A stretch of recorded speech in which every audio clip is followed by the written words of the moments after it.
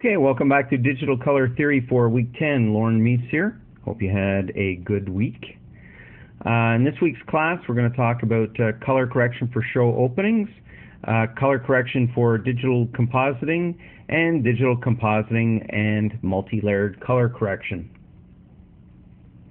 So in last week's class, we discussed luminance keying, green and blue screen keying, and for a final look, the reversal film look. So for keying, I hope we touched on some key points to identify when you first get your shots. Color correction affects many areas in the film and television industries. Companies that create opening titles are in high demand. The opening sequence is designed to visually hook the viewer who's flipping through the channels. Openings can range in looks from quite plain to very stylized, and the cost can range from a few $1,000s to over $100,000 in the case of a feature film. Yes, people do judge a book by its cover or dust jacket, worthy of the words on the pages of the book. A show opening is the same. Used to grab the attention of the viewer at the top and the bottom of the hour, to gather the viewer in and get them interested in your program. In Class 2, I mentioned that colors play an important role in human life. Many colors have special qualities associated with them. And for the all-important show opening, where you have 30 seconds to a minute to grab the attention of the remote-wielding viewer, the eye-catching choice is the difference between someone stopping and someone cruising to the next channel. The producer has given me a series of disjointed images that I have the task of creating some eye candy. My skills as a colorist come into play with the knowledge of how to blend these images into a pleasing picture, and it'll probably take me a few tries or versions to offer the producer some choices, but I welcome the challenge. After having a closer look at the images, I'm trying to pick out a palette of common primary and secondary colors. How can I play the contrast to help point the audience to the part of the screen that's important for them to look at? There's a lot of information on the screen, and maybe I can help. Red is the universal color of danger. The human brain associates the color red with blood. This is a happy travel show, and I don't think this color will be much use here. I could use a warm tone, however, to help rebalance a cooler shot. Green is a restive and calm color, perhaps due to its association with greenery of the countryside. I could pick up the greens in the waterfall shot and carry this on. Blue is considered calming, restive, and safe or hopeless. It's a passive color. Although the beach shot here is quite beautiful, it appears cold and a bit hopeless in tone to the other shots, so I might try and warm it up so the sand is a warm tone. Yellow creates a welcome sunny feeling. It's the longest remembered color and most despised because it simulates both the red and the green cone cells. It's the color most easily seen at a distance. I think that I can use this color as a key focus of attention with the native, and with the use of some color panels, tie this all together. White is seen in many cultures as a sign of purity. Nice idea, but I don't think I'll use any here. Black creates an air of sophistication and power. Black is most often used with a negative connotation. I definitely don't want to put any negative twist on this for sure. So I think I have my game plan and I can start to put this together. Now, just as a frame of reference or to do some research, I might have a look at a few projects used by competitors, not to copy, but to see the level of sophistication and where the bar is. Depending on the hour or hours I've been given to do my magic, this helps to give me an idea as to complexity. Hopefully the producers will let me do a number of versions and see what we can get. Now, warm colors always appear closer than colder ones. For example, using warm colors in the foreground of a picture and cool colors in the background enhance the depth. This is a trick cinematographers and art directors will use. I've placed all the clips on the timeline now, and I'm ready to start to do just the color correction. I've chosen the positions, and I'm not the best graphics person in the world, but we're just going to deal with the color aspects here. So here's my first background shot that I'm going to start with. Nice waterfall, nice green. And what I've done is, if you come over here, we'll have a look at the filters that I have on. So what I've done is placed a color corrector here so I can adjust the brightness and the contrast. and then I've got a color correction filter already set for the color green. So I've already qualified the key, so I'm not going to bother showing you that. But what I can do here is just reduce the saturation down until I get it kind of a non-electric looking green.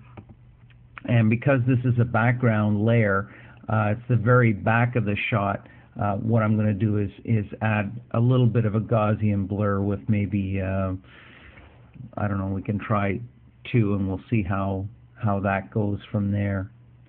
So that's the first level. So I've got color correctors on every level now, and I'm going to be adjusting primary and secondary color. So on the next level, I've gone and sampled the green off these ferns here and created just a panel over here, and then gone through and adjusted that so those colors are similar, just make it look a little bit interesting. And my next layer, we talked about yellow being an in-your-face color.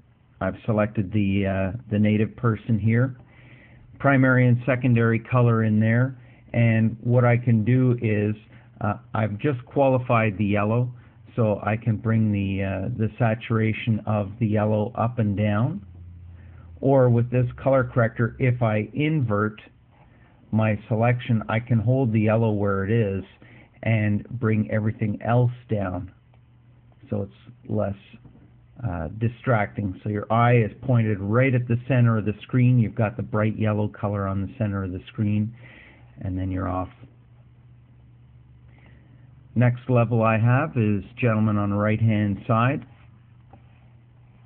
This is all starting to look good. I just find he's a little bit brown and a little bit brighter. My focus is to keep everybody in the center of the screen, so I'll go through here and click on his clip. I've got a color corrector there, so what I might do is just bring the brightness down a little bit. I'll bring the saturation down, and I will take a little bit of warmth out of his flesh tone, not a lot, but just try and cool that down a little bit. Maybe bring the mids down just a little bit, so everybody's looking right in the center of the screen. So that's getting there. Next element is this gentleman. Looks great on his own, but again, his headgear is a little bit more saturated than what I'd like it to be, so I still want to point my audience right in the center of the screen. So I go to the numeric display. I've got primary color corrector. I've already adjusted that for brightness and saturation, and I'll come down to my 2 controls. I would like to change the color of his headgear a little bit away from red, so I'll try and make it kind of an orangey, and then I will drop the saturation down a little bit, and there's kind of a brownish color, still keeping the native as the center of attention in the middle of the screen. That's looking good. Next we have the beach shot, and beach shot on its own looks great. I'd like to be there myself, but again, a little bit too distracting. So I've got primary color corrector on there. I've already set that for the selection of blue. I've gone through and qualified everything, so I have everything from the blue sky to the greeny blue water. So I just want to kind of knock the edge off that, so I'll bring the saturation down this time and just change the color of that and make it a little bit greener. I can even bring the saturation just up a little bit. There, just takes the edge off it a little bit. Still makes it look interesting with the red that's there. The eyes, your eyes are going to the red. Next up we have A shot of a building. Building looks okay, nothing wrong with it, but again, I just like to kind of mute that red down just a little bit. I already have the red qualified, and I can just bring the red down a little bit. Just go over and have a look at the full shot here. So everything's starting to get busy on the screen. People are going to be looking at this and saying, oh yeah, that looks great, what am I supposed to be looking at? So what we're trying to do is make sure that the native is in the lead spot. And then I've added a yellow in here as well, just to try and tie things together.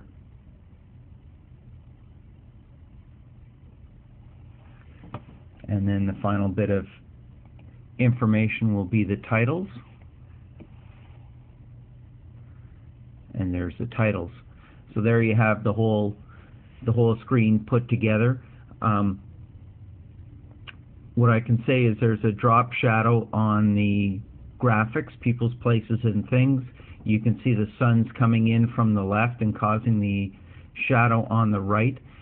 So you could even take this out as far as putting a mask shape over the whole screen underneath the titles and making kind of a cone-shaped mat and light up the screen from the left to the right just ever so slightly, so that all kind of makes that flow together, that the whole scene is lit up from the left going to the right, and then you've got the titles on top of that. The sun hits the titles, causing the shadow on the right, and it should all tie together. But you can see that by having the yellow in the center, and it's a little bit more saturate, and you're being muted around the outside of the screen, that it's drawing the people right into the center, so you can see they're focused right at the center of the screen. That's where your titles are, and you can use the brightness and contrast. You've got these titles are white, so again, an audience's eyes are going to go to the brightest thing on the screen. That's just natural. So you've got everybody pointed into the center of the screen, but then all around the outside you've got all sorts of interesting stuff to look at, but it's not as obtrusive as it was originally. So a visual effects shot is an image that was combined to look as if it were shot that way. We have to be so mindful of this statement. You as compositors have to be a cinematographer on your own. You have to carefully analyze the image and get a sense of how light hits the object in the scene, and make sure they follow with both the foreground and the background. You really have to use your imagination and make it look realistic. Lighting. A mismatch in the direction or the quality of light in the foreground or the background will probably undermine the believability of a composite faster than anything else. Even if the viewer is not conscious of the lighting, they may feel that the image looks phony. If you're shooting blue screen foregrounds outside, shoot the background in the sunlight as well. Now, depth of field. The definition is how much of the image is in focus from the foreground to the background. More depth of field, more area behind the subject is in focus. Less depth of field, less area behind the subject is in focus. Another factor which can destroy the realism of a composite is a mismatch of focus or depth of field between the foreground and the background. Having said all that, we have two pictures to put together. Here is our foreground shot. It's from a studio. You can see the light at the top of the frame. We can see that the light's coming in from the right-hand side, just along the horizon. We can see the shadow around her eye and her nose, on the hands of her and the fella in the foreground.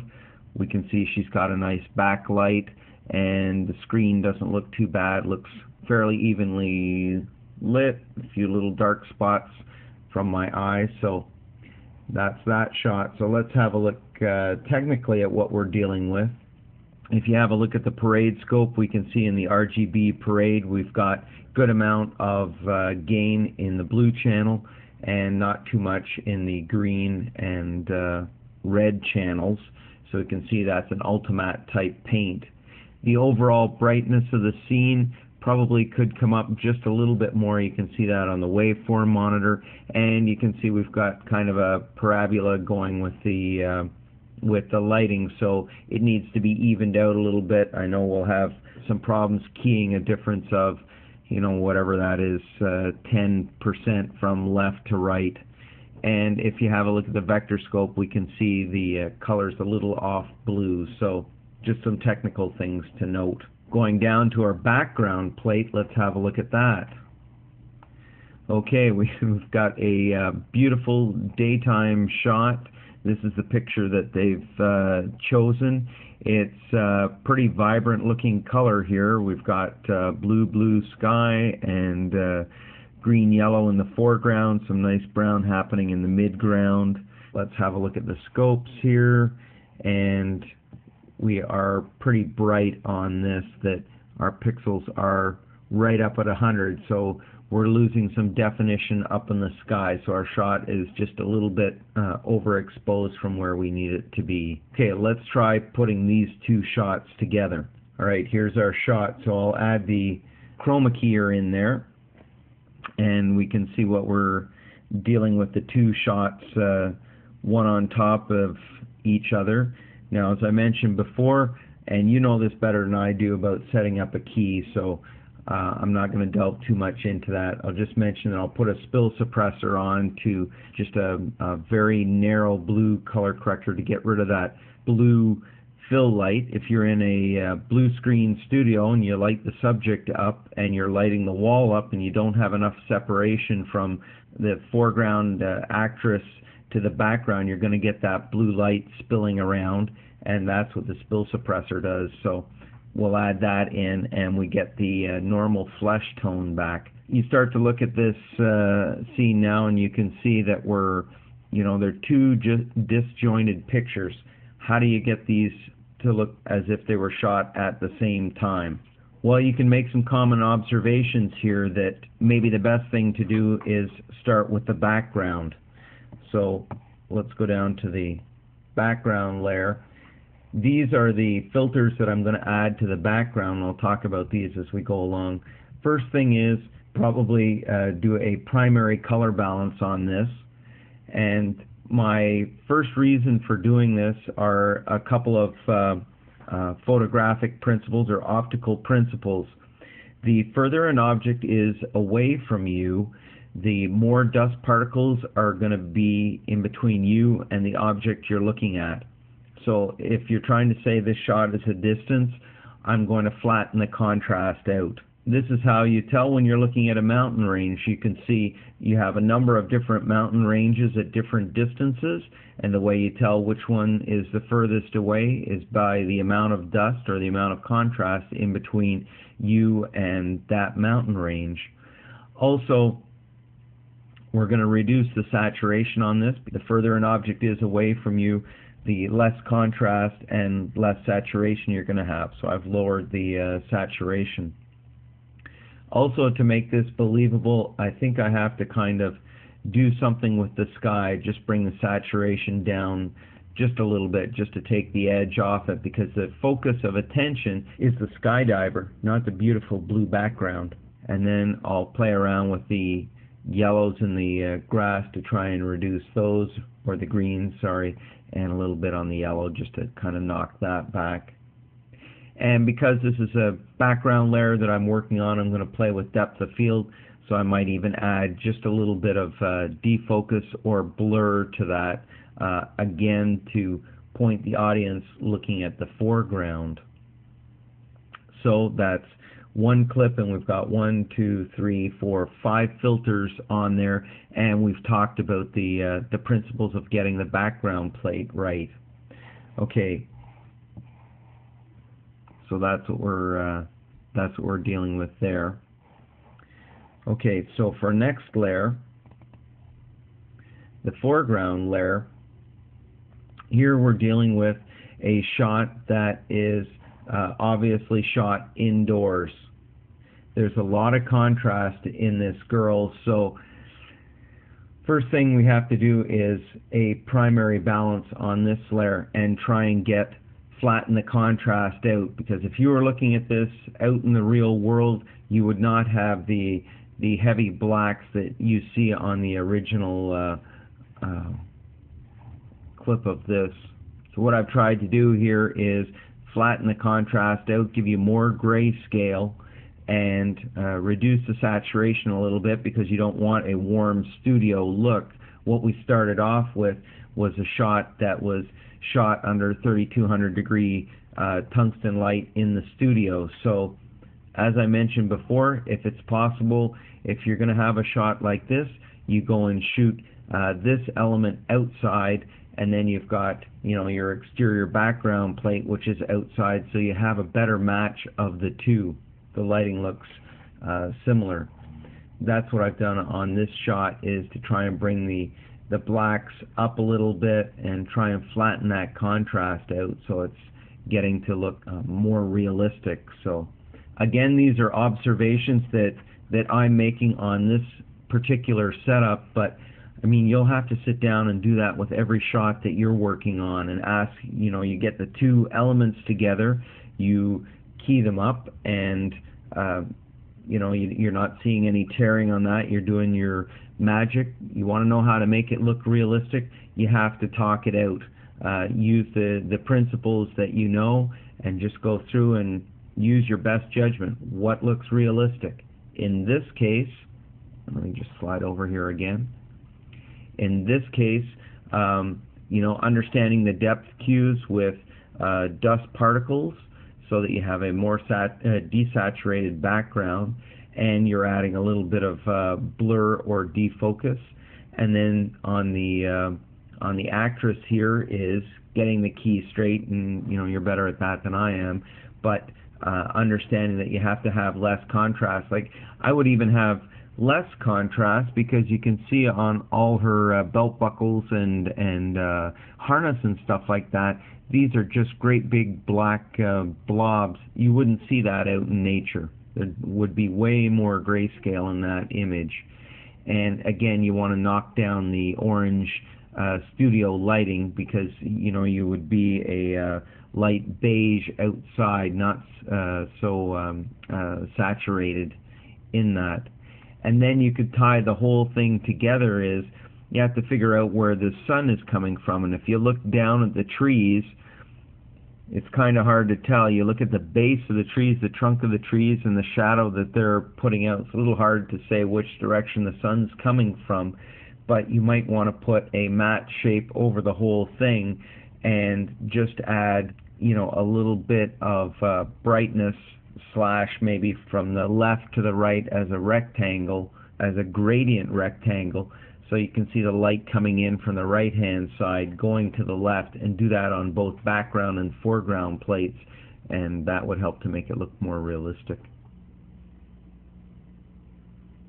Since this is a class on compositing and color correction, I wanted to come back to this shot. I wasn't entirely happy with the initial version of this, because from a pure color correction point of view, I discussed it, we talked about what it needed to look like, but we didn't have all the tool set involved in putting it together into a photorealistic image. We applied overall color corrections and some masks and a little bit of keying, but I wanted to try and take that up to the next level, up to the level of compositing, and try and work back and forth with you on this. So we came back to this. I've divided this shot up into, I think it's 10 different layers, and here are all the layers, and I wanted to go over each of the layers and talk about what has been done with all of this. So here's the main background layer. This is the main layer we're going to make day for night, and then we're going to work forward, kind of bringing light back into the scene, because if I make this day for night, then everything else is going to be very, very dark, so we have to add some lighter picture elements. So that's the background layer. Next layer up is just a cutout of the roof line, and as I talked about before, light bends around objects. Just like when you stick your finger in a bowl of water, you'll see the ripples coming out from where your finger enters. Because light travels at a wave, same deal. Light comes down, hits the edge of that roof, and it's going to bend around the roof. So in order for us to key the sky out, we're going to have to deal with that little bit of area around the gutters and around the roof line to try and match the brightness level of the sky when we darken that down. Next layer is our male actor, and we will definitely have to be adjusting him to match the lighting. We don't want him to appear, right now he's very warm compared to where he's going to be once we're finished. Next layer up from that is a tiny window. I don't know if you can see it that well. Tiny window way down the courtyard, and we'll put a little light into that and lighten that up. Next layer is a light in the mid-ground. After that, we have the pool of light that's going to come off that gas light. So that's going to be the backlight over his shoulder, and we're going to have to decide what color that light's going to be and make the adjustments accordingly. Next layer above that, more in the foreground, another window. And then we have some other bits and pieces. There's the cone of light from the gas light itself, so that will have to match the light, this ray of light coming off the light, and the backlight hitting the actor will all have to have the same properties. And then we have a light bulb. We have the cutout for the sky itself. Okay, and I think that's it. And then on the last layer I put the unfinished picture, so we'll have a before and after of what we need to do. So, alright, I guess first thing up, I'll go to my favorites folder, and I'm going to need to put a primary color corrector on each layer.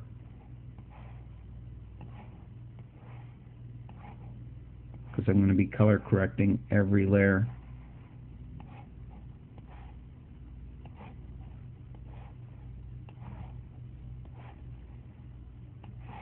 Okay.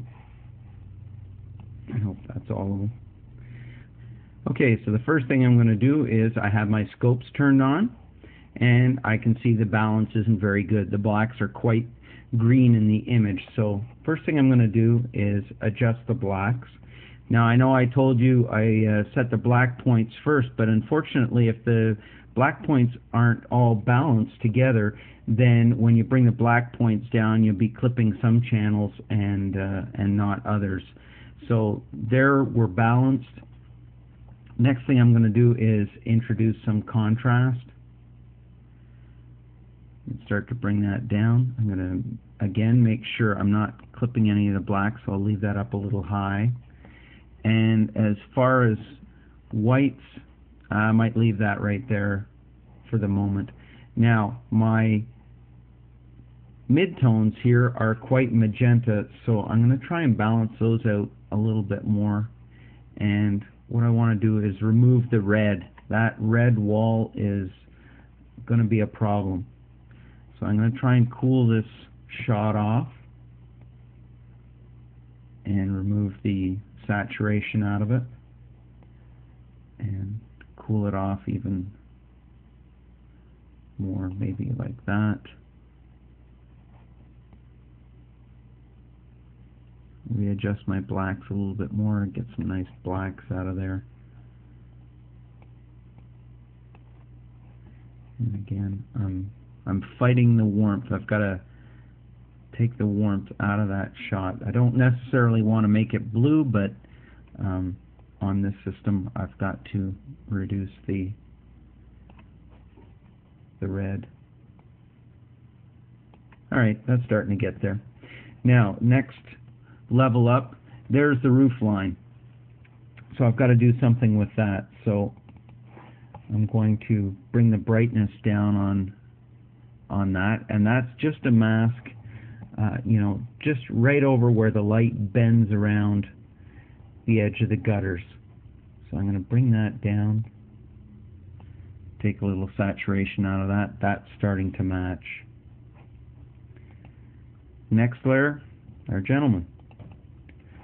So what I need to do here is the same story here. I've got to make him more contrasty, reduce the saturation, and he's quite warm because he's being hit with a nice warm sunlight. Try and cool him.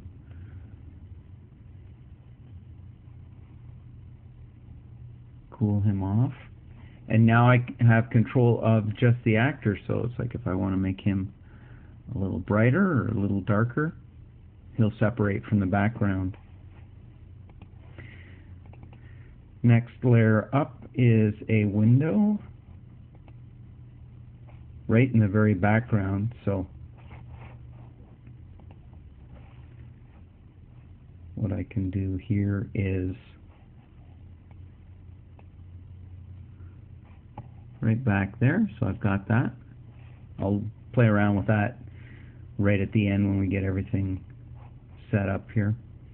Okay, next layer is the midground window, and again there's that window. Now we can decide what color temperature. Maybe somebody's watching TV and there you might want to make it a cool blue, but this is adding depth that you don't just have a big black void back there. You have something to look at. Okay, next layer up is the shadow of light coming off of the light. Now maybe it's better to start with the light bulb, and we'll decide kind of what color we want to make that. So we have the matte just for the light bulb there, and we can decide what color. So if you want that light bulb yellow, just a sec here. There we go. I can decide what color that light's going to be. A little bit hard to see, but anyways. Then we have the light rays coming off that light bulb are going to have the same visual properties, so we can make that yellow, and we can also control the level out of that. Next thing after that is the spill on our actor. Again, that's pretty warm, so we may want to cool that down and bring the saturation way down on that.